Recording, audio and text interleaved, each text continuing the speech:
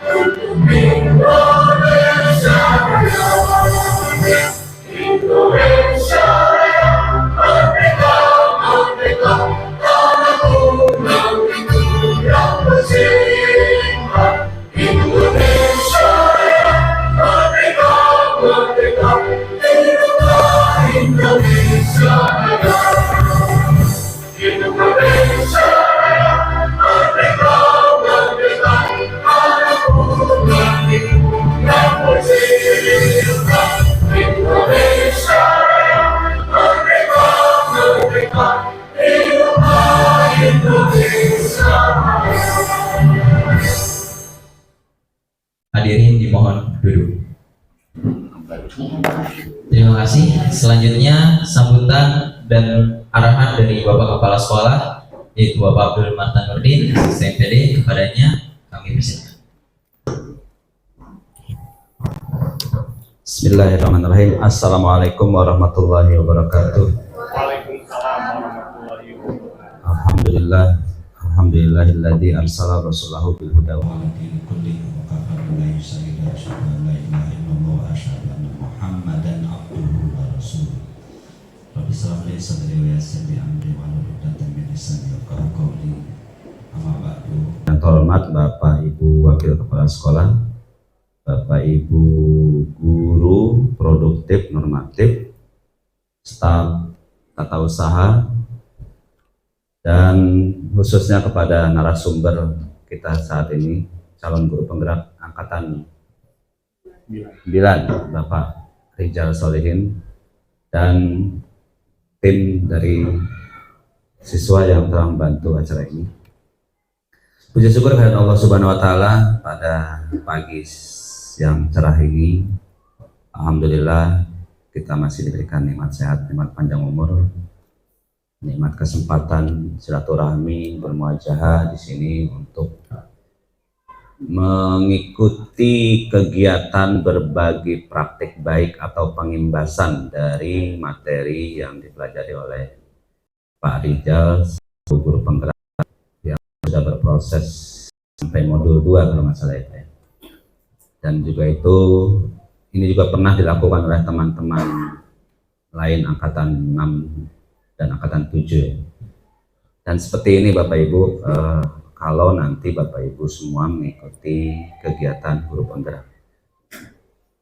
Salawat salam tak lupa juga kita sampaikan kepada junjungan kita Nabi besar Muhammad SAW beserta keluarga dan sahabatnya, dan istiqomah kita menjalankan sunnah-sunnahnya, dan berharap kita selaku umat yang memperoleh syafaat yaumil qiyamah nanti. Amin ya Allah ya Rabbal alamin. Bapak Ibu, ini adalah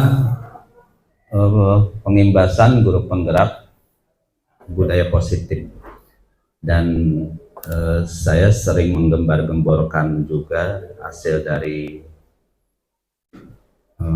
inisiasi dengan guru penggerak angkatan 6 dan 7 kemarin, program budaya positif Kibas. Kenapa Kibas saya ambil jadat? Nah, saya tambah kata dengan budaya positif karena memang itu sesuatu yang positif dan harus kita budayakan. Kegiatan-kegiatan di sekolah yang bisa membuat karakter positif di sekolah ini, kita harus lakukan dari hal yang kecil itu, termasuk kebersihan. Dan dampaknya kan banyak akhirnya. Kita bisa mengurangi sampah, bisa memanage sampah, dan kita berharap budaya positif itu yang kita buat di sekolah bisa dilakukan di rumah kan gitu, dalam kehidupan sehari-hari mereka, dan juga bisa jadi bekal mereka nanti di kehidupan dewasa nanti atau di kehidupan ke depan nanti. Jadi harus banyak kegiatan budaya positif. Nah, Kibas itu merupakan inspirasi dari kegiatan modul budaya positif ini. Nah, saya berharap juga Pak Rizal nanti bisa juga tuh punya ide satu lagi, kira-kira apa. Angkatan 6 sudah ada Kibasnya itu, dan angkatan 7 itu ada satu, siapa? Dwi Kidaus kalau nggak salah. Itu nanti kami include-kan juga dengan budaya positif. Diskusi nanti kalau bisa semua, ada berapa teman yang monggo bicara terhadap 6 topik berpikir itu. Data realistis, kemudian data negatif, data positif, ide kreatif, dan kesimpulan. Jadi Bapak Ibu, selamat diskusi, selamat mengikuti pengimbasan ini. Mohon maaf atas waktunya. Assalamualaikum warahmatullahi wabarakatuh. Calon guru penggerak angkatan 9 Provinsi Banten, kepada Bapak Ijil dipersilakan. Baik, Bapak Ibu, terima kasih. Saya izin berdiri ya. Bismillahirrahmanirrahim. Assalamualaikum warahmatullahi wabarakatuh. Robbi sholli sodri wa yassir li amri wahlul 'uqdatam min lisani yafqahu qawli.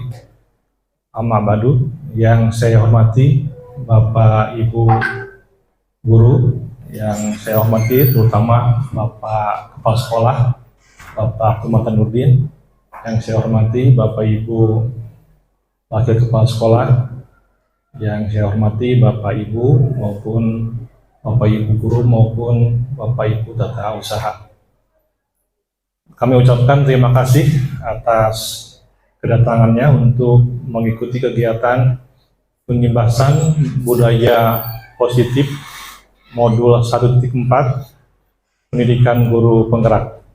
Bapak Ibu, marilah kita panjatkan puji syukur kepada Allah Subhanahu wa Ta'ala yang telah memberikan begitu banyak nikmat, terutama nikmat sehat walafiat, sehingga pada hari ini kita bisa bertemu dalam kegiatan pengimbasan guru penggerak dalam materi budaya positif.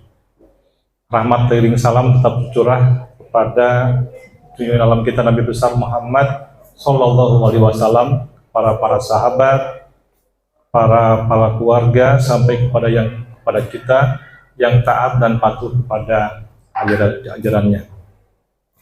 Baik Bapak Ibu, gimana Bapak Ibu, semangat nggak? Yuk, sebelum dimulai kita tepuk semangat dulu. Tepuk semangat. Semangat.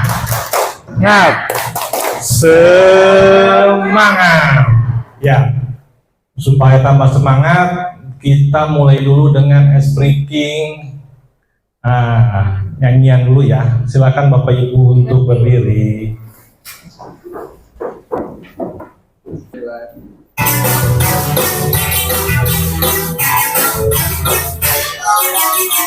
Tangan dipusat-pusat,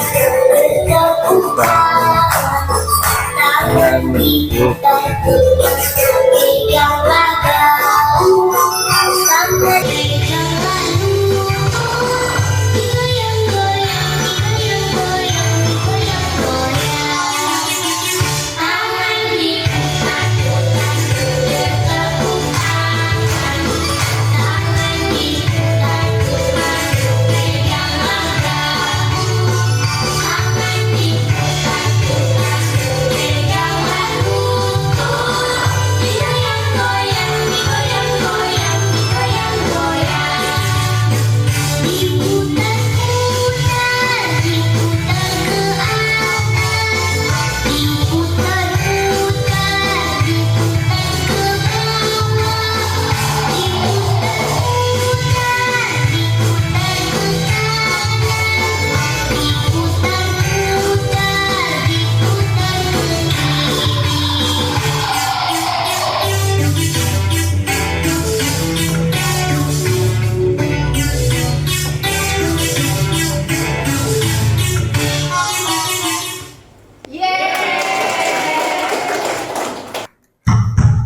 Terima kasih Bapak Ibu, ya kita tambah semangat ya sebelum kita untuk menyampaikan materi tentang pengimbasan budaya positif. Bapak Ibu, untuk hari ini kita akan menyampaikan beberapa materi. Yang pertama adalah tentang disiplin positif dan nilai-nilai kebajikan universal. Yang kedua adalah teori motivasi, hukuman, dan penghargaan juga restitusi. Yang ketiga adalah tentang keyakinan kelas. Yang keempat adalah kebutuhan dasar manusia dan dunia berkualitas. Yang kelima adalah 5 posisi kontrol, dan yang keenam adalah segitiga restitusi. Bapak Ibu, ini ada pertanyaan pemantik.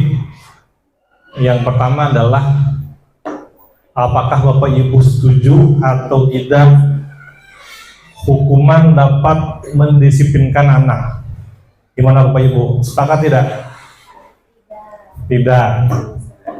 Yang lainnya? Setuju tidak? Tidak. Yang kedua adalah pemberian hukuman dengan hal positif seperti membaca atau membersihkan halaman sekolah dapat meningkatkan disiplin anak. Setuju tidak? Ada yang setuju, ada yang tidak ya. Nanti kita setelah mengupas materi tentang budaya positif, mudah-mudahan nanti ada perubahan paradigma tentang hukuman. Yang ketiga adalah memberi penghargaan dapat meningkatkan motivasi belajar anak. Setuju atau yang tidak? Masih ada juga perbedaan. Ada yang setuju, ada yang tidak. Baik, Bapak Ibu, kita upas. Yang pertama adalah disiplin positif dan nilai-nilai kebajikan universal. Disiplin positif merupakan unsur utama dalam konsep budaya positif. Kata disiplin identik dengan kepatuhan. Kata disiplin dibawa dalam kegiatan pembelajaran. Maka yang terbayang di dalam pikiran siswa adalah bahwa harus patuh terhadap tata aturan sekolah, tata aturan di kelas, dan jika melanggar maka akan mendapatkan hukuman. Tetapi Bapak Ibu, konsep disiplin positif mengandung membimbing murid menumbuhkan disiplin diri karena motivasi internal itu untuk mewujudkan murid yang merdeka. Jadi disiplin positif ini yang lebih utama adalah yaitu disiplin dari internal. Tetapi untuk membangkitkan dan untuk menguatkan disiplin positif ini dibutuhkan juga yang namanya motivasi eksternal. Tapi yang namanya motivasi eksternal itu nanti sifatnya adalah dalam jangka pendek. Terus Bapak Ibu, selanjutnya adalah nilai-nilai kebajikan universal. Nilai-nilai kebajikan universal itu relevan dengan nilai-nilai dari guru penggerak. Dan menurut Dian Skousen tahun 98, praktisi disiplin positif, bahwa pemahaman terhadap nilai-nilai kebajikan universal merupakan hal kunci yang diperlukan, yang perlu diajarkan kepada murid-murid. Artinya kebajikan universal ini bahwa semua orang itu sepakat bahwa hal itu adalah sesuatu yang benar, tidak bisa lagi ditawar-tawar. Apa itu nilai kebajikan? Contohnya adalah rasa keadilan, keselamatan, tanggung jawab, kejujuran, rasa syukur, lurus hati, berdisiplin, integritas, kasih sayang, dan sebagainya. Selanjutnya Bapak Ibu, nilai kebajikan ini sudah dituangkan ke dalam kurikulum Merdeka, yaitu di dalam P5, profil pelajar Pancasila, yaitu beriman, bertakwa, kepada Tuhan Yang Maha Esa dan berakhlak mulia. Yang kedua, mandiri. Yang ketiga, berakal kritis. Yang ketiga, berkebinekaan global. Yang kelimanya, bergotong royong. Yang keenam adalah kreatif. Yang kedua, kita membahas tentang teori motivasi, hukuman, dan penghargaan serta restitusi. Teori motivasi perilaku manusia. Di sini Bapak Ibu ada 3 ya. Yang pertama adalah bahwa murid ataupun anak ini dia untuk menghindari ketidaknyamanan atau hukuman. Jadi anak patuh taat kepada aturan adalah untuk menghindari ketidaknyamanan atau hukuman. Pertanyaannya, apa yang akan terjadi apabila saya tidak melakukannya? Jadi ini termasuk ke dalam yang namanya motivasi eksternal. Anak berusaha untuk tidak terlambat, tapi dalam hatinya adalah dia supaya tidak mendapatkan sanksi dari sekolah. Anak mengerjakan tugas, sama seperti juga kan, dia supaya tidak mendapatkan sanksi dari gurunya. Yang kedua adalah motivasi karena untuk mendapatkan imbalan, baik dari orang lain maupun institusi. Apa yang akan saya dapatkan apabila saya melakukannya? Jadi ini termasuk motivasi eksternal ke internal. Eksternal. Jadi anak itu berusaha semaksimal mungkin mendapatkan nilai yang baik. Karena apa? Karena sama orang tuanya sudah dikasih iming-iming bahwa kalau mendapatkan ranking 3 besar maka akan mendapatkan hadiah. Ini motivasi eksternal. Ya. Yang ketiga adalah untuk menghargai diri sendiri. Ini kalau dibuat pertanyaan, saya akan menjadi orang yang seperti apa bila saya melakukannya. Ini merupakan motivasi internal, yaitu tujuan dari disiplin positif.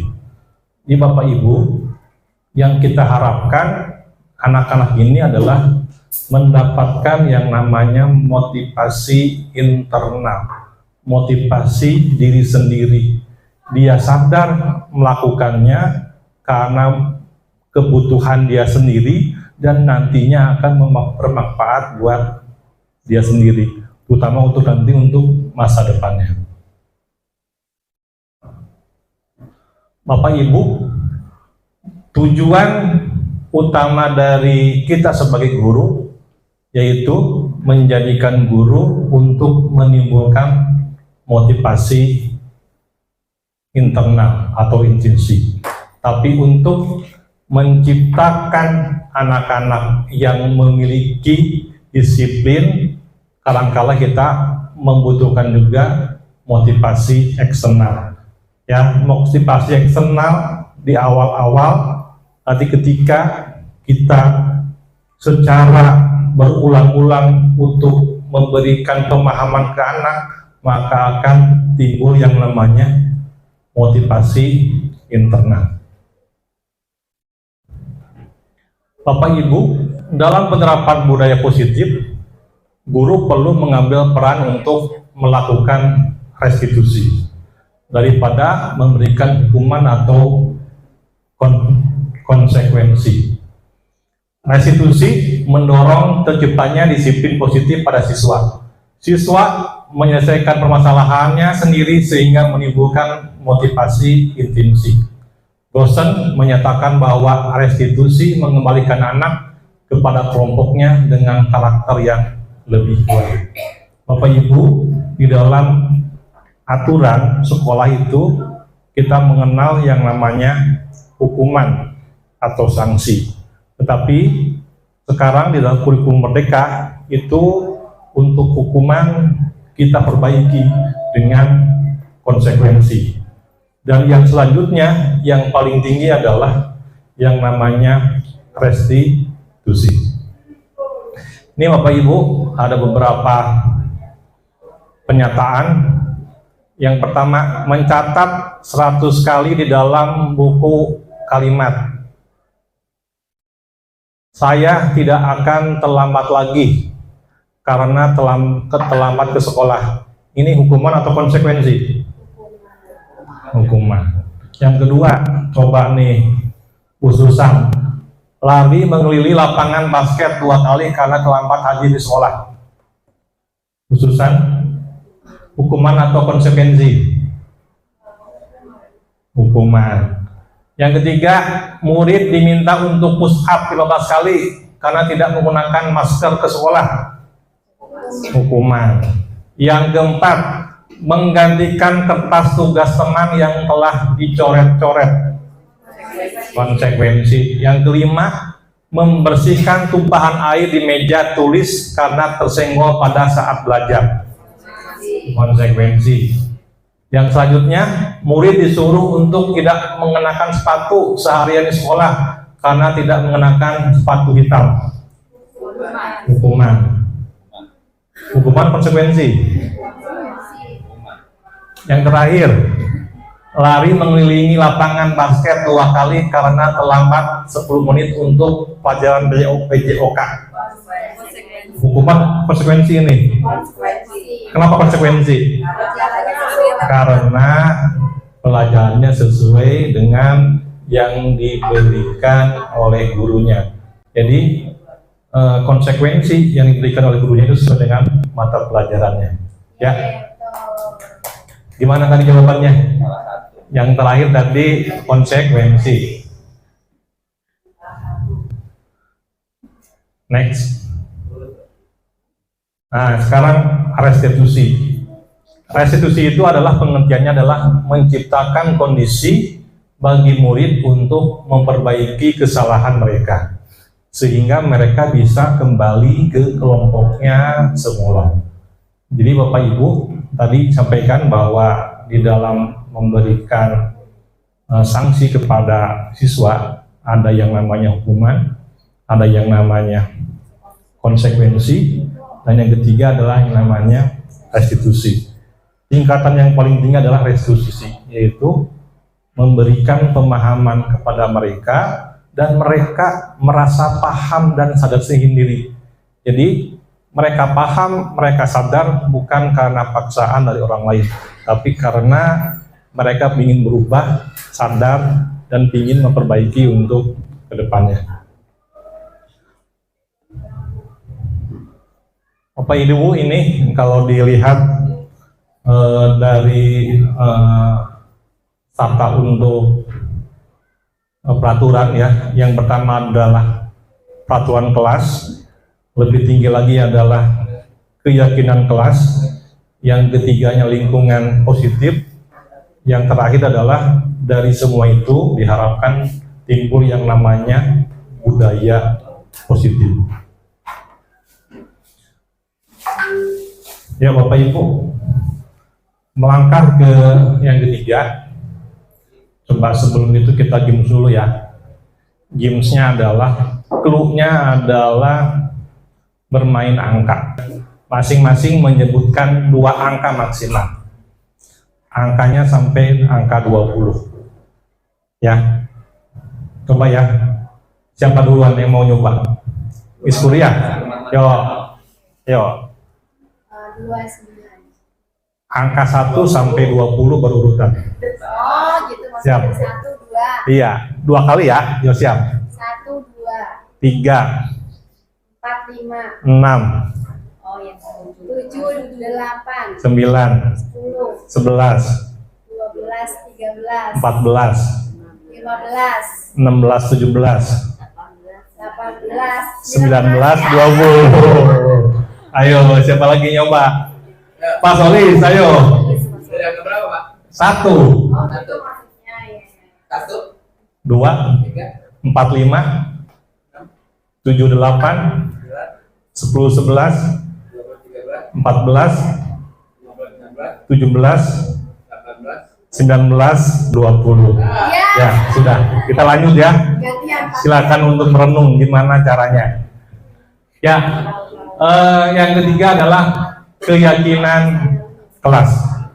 Bapak Ibu, tujuan dari keyakinan kelas adalah untuk menciptakan suasana kelas yang kondusif, aman, nyaman, dan menyenangkan. Sehingga guru ketika memberikan pengajaran di kelas itu harapannya adalah anak-anak bisa paham, mengerti dengan hati yang gembira. Ya, jadi kelas tidak kotor, terus anak-anak ketika mau keluar, mau izin, ada yang namanya aturannya dan sebagainya. Ciri-ciri keyakinan kelas diantaranya, ya, yang pertama adalah keyakinan kelas itu sifatnya lebih abstrak daripada peraturan yang lebih rinci dari yang sudah ada. Yang kedua, keyakinan kelas berupa pernyataan, pertanyaan, pernyataan universal. Yang ketiga, keyakinan kelas tidak dibuat dalam jumlah yang banyak. Yang keempat, keyakinan kelas merupakan sesuatu yang diterapkan di lingkungan kelas. Yang kelima, pembuatan keyakinan kelas melibatkan seluruh warga kelas. Dan yang keenam, keyakinan kelas bisa ditinjau dari waktu ke waktu. Terus untuk pelaksanaannya, ya, jadi Bapak Ibu, keyakinan kelas ini harapannya adalah mengenalkan keyakinan kelas kepada peserta didik. Terus yang kedua adalah kita bisa menyusun keyakinan kelas di kelas masing-masing beserta peserta didik. Yang ketiga adalah membiasakan penerapan keyakinan kelas untuk menumbuhkan kedisiplinan diri pada peserta didik. Terus Bapak Ibu, tantangannya adalah yaitu mengubah mindset anak-anak dari tindakannya mereka yang eksternal ke motivasi yang internal. Ini merupakan tantangan kita bersama. Jadi anak-anak untuk mematuhi aturan bukan karena mereka takut, bukan karena sanksi, ataupun mereka melakukan peraturan atau keyakinan kelas bukan karena mereka mendapatkan nilai yang tinggi, bukan karena mereka ingin mendapatkan hadiah, tetapi mereka sadar bahwa itu adalah merupakan kebutuhan mereka untuk masa depan mereka dan juga untuk nilai-nilai kebajikan yang akan mereka peroleh nanti ketika mereka berbuat baik. Terus Bapak Ibu, jadi Bapak Ibu di dalam tadi disampaikan di dalam lingkaran itu ada yang namanya peraturan kelas, ada yang namanya keyakinan kelas. Keyakinan kelas ini sifatnya adalah nilai-nilai kebajikan universal. Coba ya, selalu kembalikan buku ke tempatnya. Apa ini? Ada yang bisa? Dilarang mengganggu orang lain. Dan Bapak Ibu, yang namanya keyakinan kelas boleh nggak pernyataannya negatif? Nggak boleh. Jangan membuang sampah sembarangan. Boleh tidak? Diganti sama apa? Membuang sampah pada tempatnya. Buanglah sampah pada tempatnya. Ya, nih selalu kembalikan buku ke tempatnya. Dilarang mengganggu orang lain. Nilai apa ini? Hadir di sekolah 15 menit sebelum pembelajaran. Yang keempat, dilarang melakukan kekerasan. Selanjutnya, dilarang menggunakan narkoba, bergantian atau menunggu giliran, gunakan masker. Gunakan masker apa kira-kira? Jangan berlari di kelas atau koridor. Coba kita lihat jawabannya. Nah, selalu kembalikan buku ke tempatnya adalah merupakan nilainya nilai universal tanggung jawab. Dilarang mengganggu orang lain merupakan menghormati orang lain, hadir di sekolah 15 menit sebelum pembelajaran, menghormati orang lain dan berkomitmen. Jarang menggunakan narkoba, kesehatan, lanjutnya gunakan masker kesehatan juga, jangan berlari di kelas atau koridor, keselamatan atau keamanan. Jadi ini keyakinan kelas itu bukan lagi adalah sifatnya perintah, tetapi adalah sifatnya adalah sudah merupakan nilai-nilai kebajikan universal. Ketika mereka tidak melakukan narkoba, artinya mereka adalah bisa menjaga kesehatan. Selanjutnya Bapak Ibu,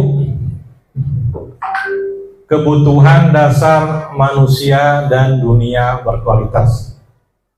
Bapak Ibu, bahwa manusia ini mempunyai 5 kebutuhan dasar. Yang pertama adalah kebutuhan untuk bertahan hidup.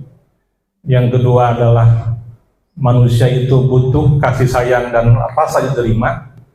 Yang ketiga kebebasan. Yang keempat rasa senang. Dan yang kelima adalah bahwa manusia itu pada intinya perlu penguasaan. Ya, jadi kebutuhan hidup sifatnya fisiologis untuk bisa bertahan, buat makan, buat minum, kesehatannya, ini adalah sebagai dasar kebutuhan manusia. Kasih sayang, yang ketiga adalah tadi penguasaan, yang keempat kebebasan, yang kelima adalah rasa kesenangan. Ya, sekarang penghibasan budaya positif yaitu restitusi 5 posisi kontrol dan segitiga restitusi. Bapak Ibu, untuk posisi kontrol ada 5. Yang pertama adalah bahwa guru sebagai penghukum. Yang kedua adalah guru membuat orang merasa bersalah. Yang ketiga sebagai teman. Yang keempat sebagai pemantau. Yang kelima adalah sebagai manajer. Kira-kira yang ideal yang mana Bapak Ibu? Sebagai manajer. Kenapa alasannya, Miss Kuria? Karena di sini guru bekerjasama dengan murid untuk menumbuhkan budaya positif. Ya, bagus. Terima kasih. Boleh nggak sebagai teman? Boleh. Sebagai pemantau boleh nggak? Yang nggak boleh yang mana? Yang menghukum dan membuat orang merasa bersalah. Jadi Bapak Ibu, tadi di dalam budaya positif ada yang namanya motivasi eksternal, ada motivasi internal. Itu dua-duanya masih boleh, tapi yang paling bagus adalah yang internal. Yang teman sama pemantau itu masuknya di motivasi mana? Di motivasi eksternal. Anak bisa berubah karena tadi dari luar, dari teman atau dari pemantau. Siapa pemantaunya? Pemantaunya itu bisa guru, ya. Tetapi kalau yang motivasi internal dari diri sendiri itu adalah guru hanya sebagai manajer. Guru hanya mengarahkan, mengingatkan, membuat sadar siswa sehingga mereka mau berubah karena mereka sendiri, bukan karena bantuan dari orang. Bapak Ibu, selanjutnya ada segitiga restitusi. Tadi sudah dibahas bahwa restitusi itu adalah mengembalikan anak yang berbuat salah dan dikuat oleh guru sehingga mereka bisa kembali ke kelompoknya mereka semula. Di dalam restitusi ada 3. Yang pertama adalah menstabilkan identitas. Dalam menstabilkan identitas di sini bahwa setiap orang pasti pernah melakukan kesalahan. Yang kedua adalah kamu bukan satu-satunya yang melakukan ini. Jadi Bapak Ibu misalkan anak itu datang terlambat. Nah, ketika kita segitiga restitusi. Yang pertama adalah menstabilkan identitas. Kita masuk ke anak, kita menyampaikan ke anak bahwa posisi anak itu bukan satu-satunya yang salah. Kita pun pernah salah juga, ya. Tetapi sampaikan juga bahwa bapak ini menyampaikan ke siswanya bukan siapa yang salah yang benar, tapi untuk mencari solusinya. Jadi anak itu tidak merasa dihakimi, tetapi setara bahwa kita pun emang merasa bersalah, pernah juga bersalah juga. Yang kedua adalah apa Bapak Ibu? Ada yang masih ingat? Apa ayo? Yang pertama adalah menstabilkan identitas, yang kedua adalah validasi tindakan atau validasi kebutuhan.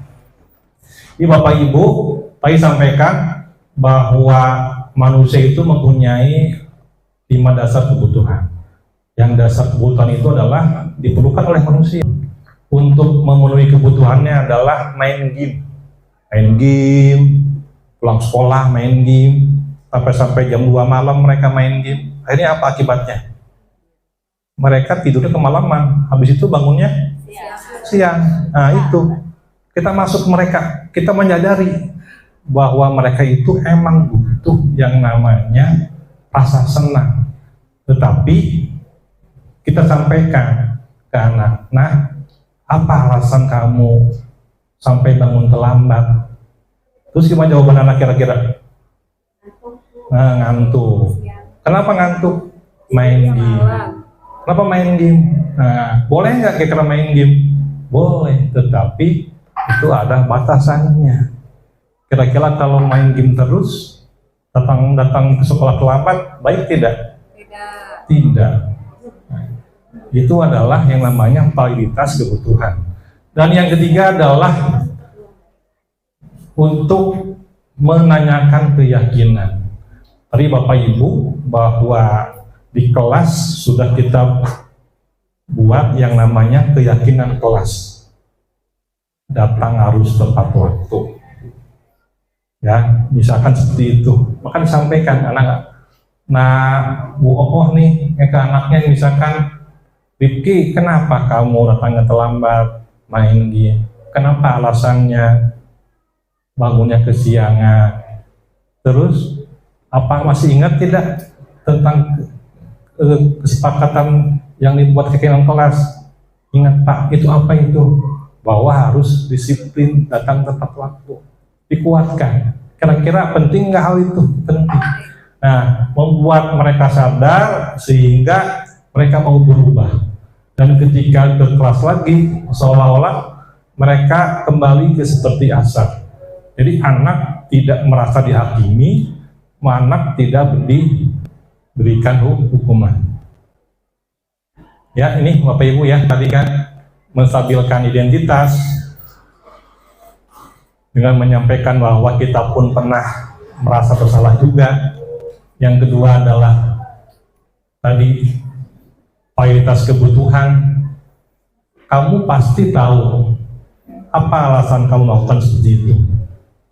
Yang ketiga adalah tadi menanyakan keyakinan, mengingatkan kembali kesepakatan yang sudah dibuat oleh kelas mereka masing-masing, sehingga nilai-nilai kebajikannya itu tetap bisa berlanjut dan anak-anak bisa untuk menanamkan nilai-nilai kebajikan universal untuk masa depan mereka. Mungkin itu Bapak Ibu yang bisa kami sampaikan. Silakan untuk sesi tanya jawab.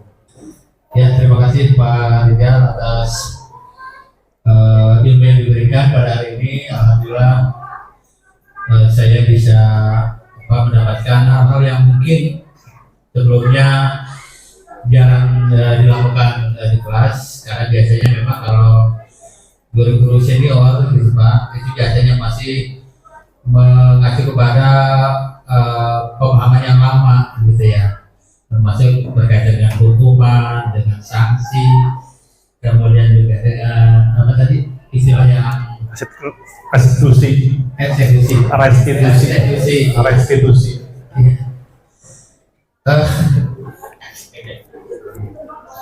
Ya, 3 poin itu tadi Pak sebetulnya mungkin tadi sudah dijelaskan oleh Bapak ya, yaitu hukuman, restitusi. Nah, kira-kira apa sih yang paling membedakan di antara ketiga itu? Ya, terima kasih Pak. Ya, assalamualaikum warahmatullahi wabarakatuh. Terima kasih Pak Solis untuk pertanyaannya. Bapak Ibu gimana? Ada yang mau menanggapi? Jadi Bapak Ibu tadi sampaikan bahwa ada hukuman, ada konsekuensi, ada restitusi. Peraturan dibuat oleh siapa? Oleh manusia. Kalau di dalam hukuman yang membuat peraturan siapa? Apakah kedua belah pihak? Tidak. Jadi di dalam hukuman itu adalah yang membuat peraturan hanya satu pihak saja. Misalkan kalau di sekolah, berarti yang membuat peraturan adalah sekolah. Anak tidak dilibatkan. Gitu. Jadi hukuman itu adalah dilibatkan. Ketika misalkan tadi anak datang kesiangan, anak kasih sanksi untuk membersihkan kamar mandi. Ada hubungannya tidak antara terlambat dengan membersihkan kamar mandi? Jadi tadi untuk hukuman itu yang pertama adalah yang membuat aturan adalah hanya satu pihak.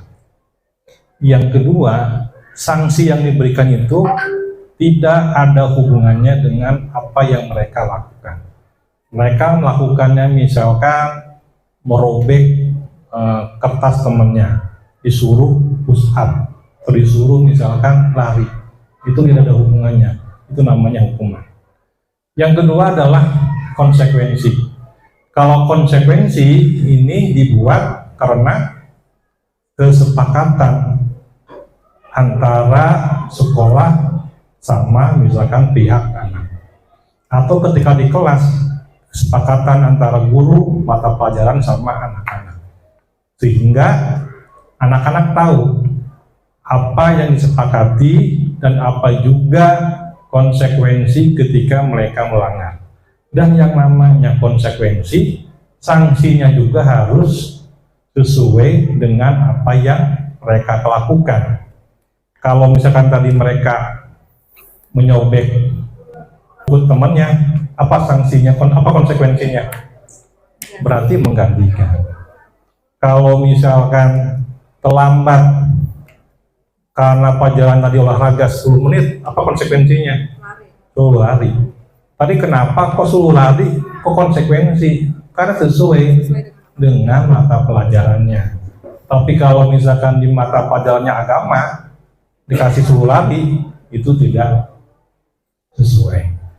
Yang restitusi itu adalah mengembalikan identitas yang membuat kesalahan.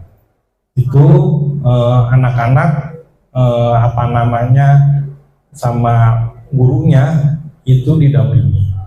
Mereka digali. Kenapa mereka berbuat salah? Terus apa alasannya seperti itu? Terus setelah itu kira-kira perbuatan itu baik atau tidak? Selanjutnya apa lagi? Selanjutnya adalah diingatkan kembali keyakinan kelas yang sudah dibuat seperti apa. Terakhir apa? Untuk kedepannya apa yang akan dilakukan? Ya barang tentu Bapak Ibu, restitusi ini ya untuk pelakuan ke setiap anak ya berbeda-beda. Ya ada yang cukup 1 kali, ada yang cukup 2 kali, atau mungkin bahkan berkali-kali. Perlu apa namanya tingkat mungkin kesabaran dan penanganan yang betul-betul kalau anaknya berbuat kesalahan berulang-ulang. Itu. Ada lagi Bapak Ibu yang ditanyakan? Silakan Bu Susan.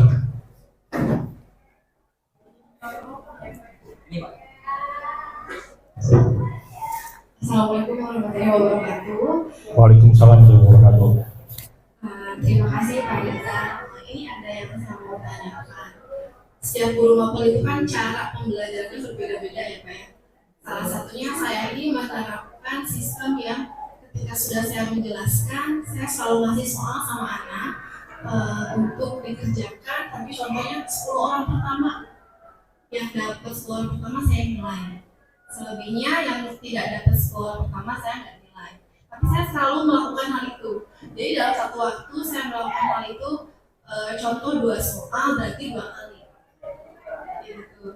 Nah sebenarnya niat saya ini untuk memotivasi anak untuk mau bersaing. Tetapi mindset mereka malah sebaliknya gitu Pak. Malah mereka menyangkanya saya mendiskriminasi yang pintar dan tidak. Nah bagaimana sikap saya untuk meyakinkan mereka kalau saya itu bukan untuk mendiskriminasi, tapi malah untuk memotivasi gitu. Yuk maju bareng. Ya, terima kasih untuk Bu Susan untuk pertanyaannya. Tadi setiap pembelajaran itu diberikan soal dan anak 10 orang pertama yang selesai itu akan diberi nilai. Jadi Bapak Ibu tadi kembali lagi kepada teori motivasi, bahwa motivasi itu dibagi 3 tadi. Ya, motivasi yang eksternal. Yang eksternal itu yang pertama adalah diberikan hukuman, yang kedua adalah diberikan penghargaan. Ternyata yang diberikan hukuman maupun diberikan penghargaan itu sama-sama kurang baik. Jadi dalam teori motivasi penghargaan awalnya mungkin baik, tetapi sifatnya itu jangka pendek. Jadi ketika misalkan suatu hari khususan tidak memberikan nilai lagi, mereka akan mempunyai rasa kecewa. Gitu. Jadi yang paling baik adalah tadi membangkitkan mereka untuk bisa tumbuh, mereka mengerjakan, mereka sadar, menumbuhkan rasa motivasi intrinsik. Jadi bukan karena ada penghargaan, nilai segala macam, tapi berusaha bagaimana nih bahwa mereka itu mengerjakan karena mereka nanti bekal mereka nanti di kemudian hari, bukan karena nilai yang diberikan oleh Bu Susan. Seperti itu. Dan barang tentu mungkin nantinya Bu Susan di dalam pembelajaran itu ada yang namanya pembelajaran berdiferensiasi. Jadi setiap orang memungkinkan itu diberikan soal yang berbeda. Jadi kan tadi kan ada anak-anak itu yang mempunyai kemampuan cerdas, ada yang biasa dan ada yang kurang. Nih idealnya itu pertama-tama kita melakukan dulu asesmen diagnosis, sudah tahu kemampuannya anak, ketika mereka nanti diberikan penilaian di akhir pun juga itu bisa berbeda-beda. Karena tadi ketika yang tidak mampu soalnya lumayan tinggi, mereka nanti putus asa. Kalau seperti itu diberikan soal yang sama, kapan saya nanti bisa selesainya nilai sama Bu Susan? Seperti itu. Mungkin itu bisa juga, oh ini Bu Susan harus hafal juga. Siapa yang punya nilai yang bagus, yang tidak itu nanti untuk berikan yang berbeda juga. Mungkin itu Bu Susan. Mungkin Bapak Ibu tadi yang disampaikan oleh Pak Kepala Sekolah, mungkin silakan untuk disampaikan pendapatnya gimana tadi real yang sudah dilaksanakan di sekolah, apa yang perlu ditingkatkan, apa yang perlu dikembangkan. Silakan mungkin Bu Miss Kuryah, coba Miss Kuryah. Kita berdiskusi ya Bapak Ibu ya. Mungkin ada Bapak Ibu yang lebih paham, yang lebih mampu untuk menyampaikan, kita dipersilakan. Silakan Bu Miss Kuryah. Terima kasih Pak. Assalamualaikum warahmatullahi wabarakatuh. Sedikit ya tanggapi khususnya mungkin untuk insight aja yang saya lakukan seperti itu, mudah-mudahan bisa dijadikan bahan juga Bu Susan dalam pembelajaran matematika. Jadi tadi betul sekali yang disampaikan oleh Pak Rizal bahwa setiap anak itu memiliki keunggulan di masing-masing bidangnya. Jadi kadang-kadang kita juga nggak bisa maksain anak untuk harus bisa bahasa Inggris, harus bisa matematika. Pertama yang harus kita lakukan itu at least senang dulu gitu. Gimana supaya senang? Tadi seperti kita masuk melakukan ice breaking, kemudian kita melakukan nyanyi dulu bersama-sama dan lain sebagainya. Itu sudah membuat atmosfer kelas itu kita buat happy dulu, senang dulu, anak-anak sudah tertarik dulu. Menurut saya sih kalau khususnya masuk kelas anak-anak udah senang ya, nilai khususnya ya, kan good looking gitu kan. Kemudian yang kedua, untuk memotivasi anak-anak yang minatnya dalam belajar matematika itu bisa kita tularkan melalui kerja kelompok gitu. Kerja kelompok, nah di situ kita buat role play atau drill dan lain sebagainya, itu bebas, disesuaikan aja dengan materi yang khususan. Nah, bisa juga nanti diintegrasikan dengan materi yang lain, pelajaran yang lain. Seperti saya bahasa Inggris, anak-anak itu kan banyak banget yang nggak terlalu minat ke dalam bahasa Inggris. Nah, gimana supaya anak-anak itu senang belajar bahasa Inggris? Nah, saya berkolaborasi dengan guru produktif, Bu Iren ya dalam hal ini. Nah, bagaimana cara anak-anak itu menyukai bahasa Inggris itu? Jadi untuk mengolah sebuah makanan itu ada prosedurnya. Langkah-langkahnya seperti apa lah. Nah, itu saya gunakan bahasa Inggris itu dikolaborasikan dengan mata pelajaran bahasa Inggris. Nah, itu salah satunya seperti itu. Kalau matematika, bisa ngajar di akuntansi ya. Nah, itu bisa nanti coba diintegrasikan dengan mata pelajaran produktifnya. Jadi anak-anak merasa tuh, oh iya ternyata saya belajar matematika itu penting loh dalam dunia akuntansi seperti itu. Pastilah ya, karena kan hitung-hitungan semua. Itu sih khususan.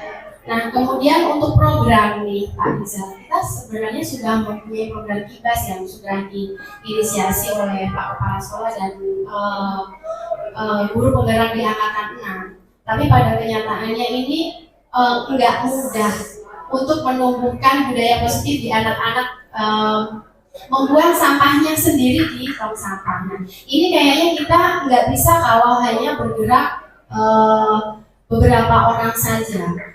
Saya memohon dalam hal ini ya wali kelas itu gimana caranya menggerakkan siswa-siswanya aware dengan lingkungannya. Saya prihatin sekali setiap kali jalan di koridor, terutama di jurusan semuanya sih Pak, itu ya, itu selalu sampah itu padahal ada tong sampah di situ gitu. Tapi anak-anak ketika duduk di situ, makan di situ, ya ditinggalkanlah di situ.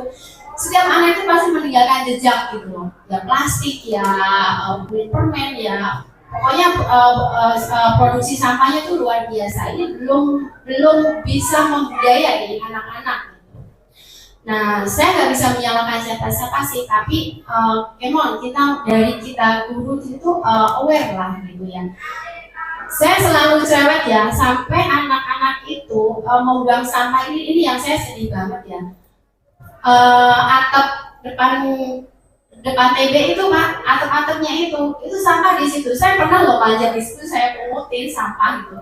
Anak-anak saya ajak Pak Cepi dengan Pak Cepi ya, pernah naik di atas situ untuk buangin sampahnya karena sekarang udah nambah lagi, ada lagi itu sampahnya di situ. Seperti itu. Nah, saya menghimbau sih ya semuanya kita, please kita aware dengan lingkungan kita sendiri supaya produksi sampah, kemudian anak-anak itu membuang sampah itu pada tempat itu yang pertama. Yang kedua, salah satu program KIBAS itu adalah Mewah Prima. Mewah Prima itu kalau kita budayakan, anak-anak itu sebenarnya sudah sangat efektif mengurangi produksi sampah ya Pak ya. Gitu. Tapi kesininya kayaknya sudah mulai longgar lagi gitu kan. Anak-anak sudah mulai malas membawa wadahnya sendiri-sendiri gitu. Gak tahu mulainya dari mana nih Pak Rizal. Mudah-mudahan Pak Rizal generasi selanjutnya bisa ya membantu untuk semangatin lagi kita semuanya untuk lebih pedulilah dengan lingkungan kita ini gitu. Yang kesininya sepertinya mulai lengah, mulai kendor lagi. Jadi anak-anak itu susah banget untuk diajakin membuang sampah pada tempatnya gitu. Meskipun dia duduk di situ dekat dengan sampah Pak. Pas itu di tangga-tangga mau ke perpustakaan itu, saya selalu menemukan sampah pasti tinggal di situ. Gitu. Itu aja Pak Iza dari saya, mohon maaf ya teman-teman ya, ini hanya himbauan saya, ajakan saya aja sih, kita semuanya bareng-bareng, kalau hanya yang bergerak segelintir orang gak bakalan bisa, karena kita 1.000 sekian anak gitu. Kalau masing-masing anak memproduksi satu plastik sampah aja, kebayang gitu banyaknya sampah itu akan seperti apa. Itu saja, terima kasih. Wassalamualaikum warahmatullahi wabarakatuh. Waalaikumsalam warahmatullahi wabarakatuh. Silakan mungkin teman-teman ada yang memberikan masukan, silakan Bu Sastra.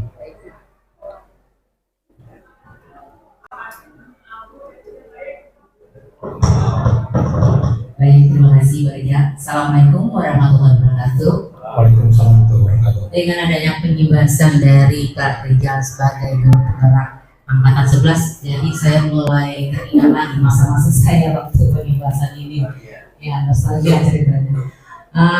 Terutama ya, saya ingin menambahkan sedikit ya, upaya yang kita lakukan dalam mendisiplinkan anak ini perlu dilakukan oleh semua pihak ya, terlibat beberapa pihak ya. Terutama kita tahu sendiri anak itu berasal dari latar belakang yang berbeda-beda ya. Justru itu untuk penanganan juga perlu ekstra juga. Dalam arti kata di sini bagaimana kita bisa memahami sudut pandang anak tersebut. Nah, menurut saya ya penyimbasan ada untuk mendisiplinkan anak itu pertama dengan ada apa tadi, hukuman, kemudian ada konsekuensi, ada lagi yang terakhir apa tadi, segitiga restitusi. Ya, ini ya restitusi yang paling atas ya. Menurut saya ini perlu para teman-teman guru paham juga ya, bagaimana untuk segitiga restitusi itu kita perlu pendalaman tentang pemahaman karakter siswa tersebut. Ya, saya dengan latar belakangnya. Makanya ya kita sekarang sudah ada sebagai wali kelas itu program yang saya kemarin itu setiap hari Senin itu sudah dijadwalkan ya, ada wali kelas untuk masuk ke ruang kelasnya masing-masing ya, untuk pembinaan yang sesuai dengan jadwal upacara yang ditentukan. Itu sangat penting banget ya melakukan pendekatan kepada siswanya, di mana siswa itu berasal dari latar belakang apa aja, permasalahannya apa. Jadi setidaknya kita lebih dalam mengupas permasalahan dari siswa tersebut. Dengan kita memahami lebih jauh ya kondisi siswa tersebut, jadi kita bisa melakukan penanganan sesuai dengan permasalahannya seperti itu. Nah, jadi untuk melakukan segitiga restitusi gitu ya, sesuai yang idealnya seperti itu ya. Jadi tahu kita langkah-langkahnya. Oh iya, kalau anak ini tempatnya seperti apa ini penanganannya, digali dalam informasi apa yang bisa nanti bisa memudahkan dia untuk bisa lebih disiplin. Nah itu Pak. Kemudian yang perlu kita sepakati bersama juga perlu adanya follow up gitu ya. Kalau anak ini sudah berhasil ya, sudah ada kemajuan, apa kira-kira yang kita berikan ke dia? Yang dalam bentuk penghargaan, dalam bentuk apresiasi, itu sangat penting ya. Mungkin dalam bentuk ujian atau gimana ya. Jadi mereka bisa jadikan sebagai tauladan bagi teman-temannya. Oh ini buktinya sudah berhasil, sudah sukses ya. Dengan kita bekerja sama ya, baik dalam bentuk ini yang piket ya, wali kelas dan guru di kelas, insya Allah ya semuanya bisa berjalan dengan baik. Ya, mungkin tambah dari saya Pak. Terima kasih. Terima kasih. Waalaikumsalam warahmatullahi wabarakatuh. Terima kasih untuk Miss Kuliah dan Bu Sastra. Jadi betul ya Bapak Ibu, program yang kita jalankan itu harus kerjasama semua pihak. Di samping juga harus ada komitmen dan konsisten. Supaya apa? Ketika misalkan kita menggembur-gemburkan, ketika turun lagi, maka anak-anak itu ada peluang untuk kembali lagi seperti asal. Yang kedua, mungkin ini juga yang namanya segitiga restitusi, juga untuk teknik coaching juga ini perlu dipahami juga oleh semua guru. Minimal adalah wali kelas, guru BK. Jadi ketika misalkan, atau udah mungkin perlu juga ingin tim kedisiplinan. Jadi ketika anak melakukan kesalahan, ada dulu penanganan restitusi dari tim kedisiplinan, nanti juga berjenjang masuk ke wali kelas, nanti kalau kelas masuk lagi ke kepala program, kepala program masuk nanti ke waktu kesiswaan, baru nanti di akhir adalah di kepala sekolah. Jadi anak itu ketika satu kali dilaksanakan segitiga restitusi tidak berhasil, berarti nanti juga berjenjang juga untuk penanganannya. Oh nggak berhasil nih, jangan itu, berarti perlu yang lain. Kalau perlu misalkan perlu juga nanti dipanggil yang namanya ahli, apakah misalkan psikolog atau segala macam keluar untuk menangani siswa-siswa yang bermasalah. Mungkin Bapak Ibu ada lagi yang mau memberikan tanggapan? Saya apresiasi sekali dengan guru matematika, terutama saya pun mengalami sebagai siswa, pernah mengalami seperti murid-murid kita saat ini. Artinya memang bagaimana materi yang dibawakan seorang guru matematika itu menarik, dan bagaimana memotivasi siswa untuk belajar matematika. Dan inilah yang menurut saya tantangan yang luar biasa untuk kita semua, terutama saya sih apresiasi banget sama Bu Susan ya, bagaimana mau memberikan tantangan, menciptakan antusiasme siswa dalam belajar. Namun menurut saya kita juga harus memilih tantangan yang sesuai dengan kemampuan siswa kita, Bu Susan. Karena tujuan diberikan tantangan Bu Susan ini adalah untuk menyemangati dan lagi menurunkan minat siswanya.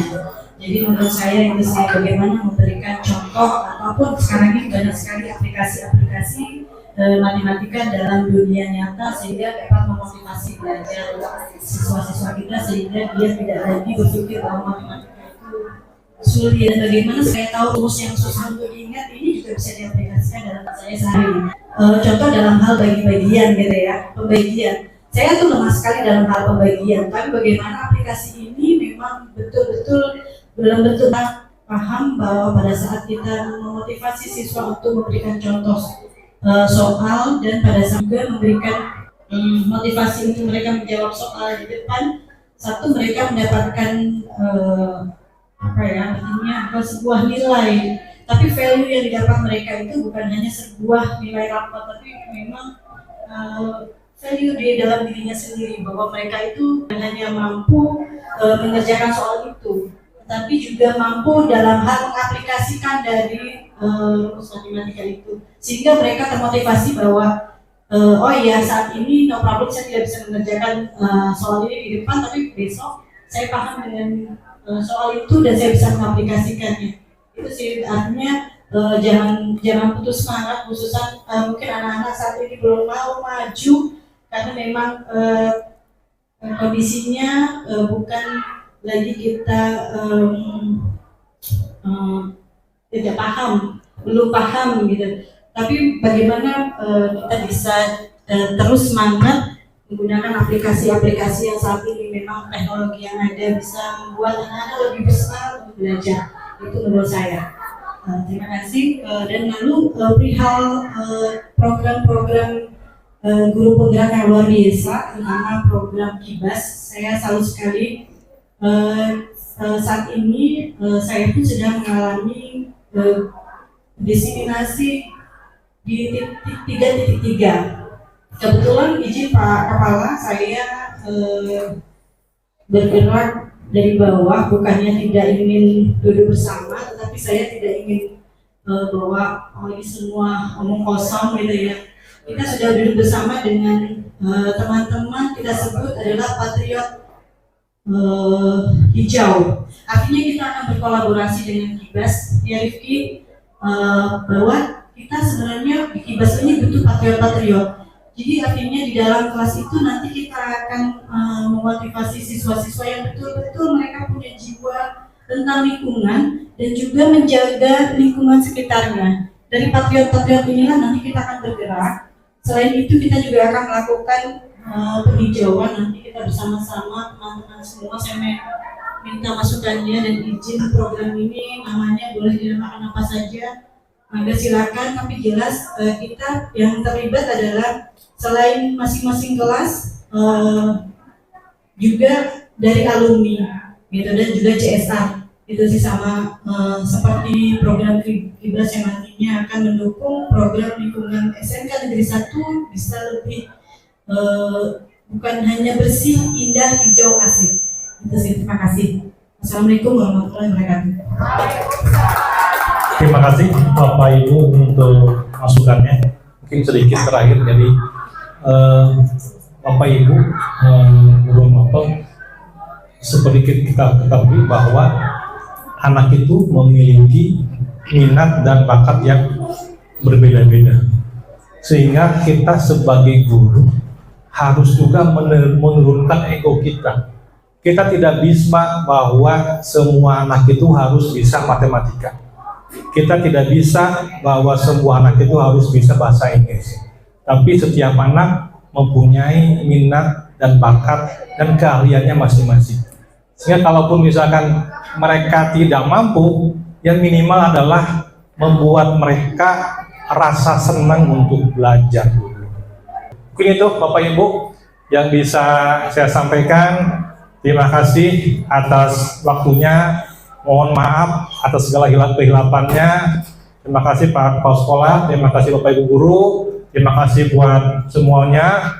Mudah-mudahan sekolah kita, anak kita bisa bangkit dan bisa mengembangkan sesuai dengan perkembangan zaman dan juga sesuai dengan kodrat alam masing-masing. Terima kasih. Wabillahi taufiq wal hidayah. Wassalamualaikum warahmatullahi wabarakatuh. Budaya positif. Sadari kita sudah ada di penghujung acara. Terima kasih Bapak Ibu yang telah hadir pada acara ini. Saya selaku pembawa mengucapkan mohon maaf yang sebesar-besarnya jika ada kalimat yang tidak mengenakan. Kurang lebih dari saya. Wassalamualaikum warahmatullahi wabarakatuh.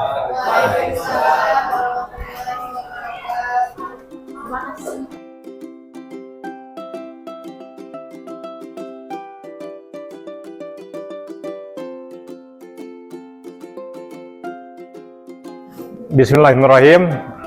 Assalamualaikum warahmatullahi wabarakatuh. Waalaikumsalam warahmatullahi wabarakatuh. Selamat pagi. Selamat pagi. Selamat pagi. Ya, sebelum kita mulai, biar semangat kita tepuk pagi, siang, sore, sama malam. Biasa ya.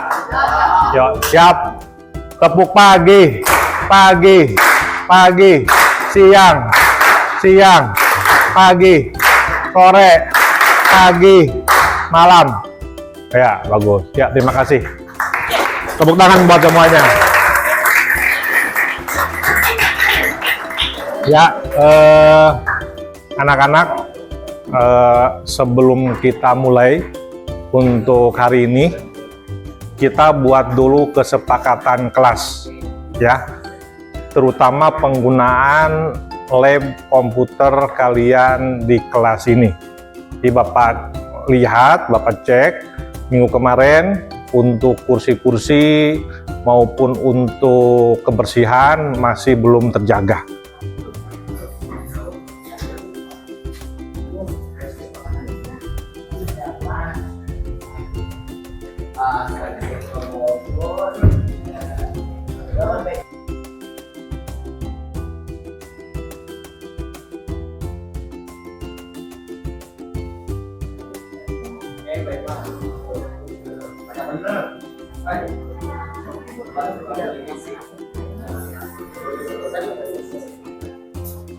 Nomor 3 dari Andriana Rizky, tidak boleh makan dan minum di lab dan membersihkan lab setelah digunakan.